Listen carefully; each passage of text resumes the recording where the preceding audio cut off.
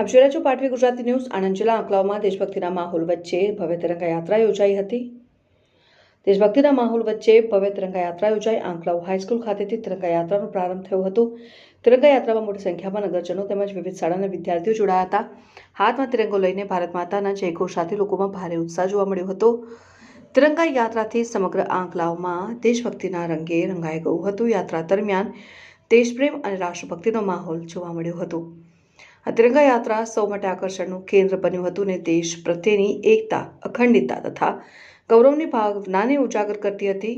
યાત્રામાં આંકલાવના મામલતદાર S.M. સિંઘવા સાહેબ, આંકલાવ નગરપાલિકાના ચીફ ઓફિસર ઠક્કર સાહેબ, આંકલાવ નગરપાલિકા પ્રમુખ શ્રીમતી ઉન્નતિબેન પટેલ, નગરપાલિકાના સ્ટાફ, આંકલાવ પોલીસ સ્ટેશનના PSI શ્રી મોદી સાહેબ તથા પોલીસ સ્ટાફ અને આંકલાવ શહેર અને તાલુકાના ભાજપ પ્રમુખશ્રીઓ, મહામંત્રી અને સંગઠનના કાર્યકરો, નગરજનો, શિક્ષકશ્રીઓ સહિત તિરંગા યાત્રામાં ઉત્સાહપૂર્વક ભાગ લીધો હતો.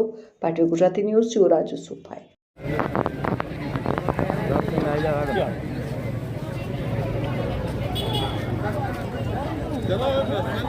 भारत माता की जय, भारत माता की जय, वंदे मातरम, वंदे मातरम, वंदे मातरम, मातरम मातरम, वंदे मातरम, मातरम मातरम, वंदे मातरम. शहीदों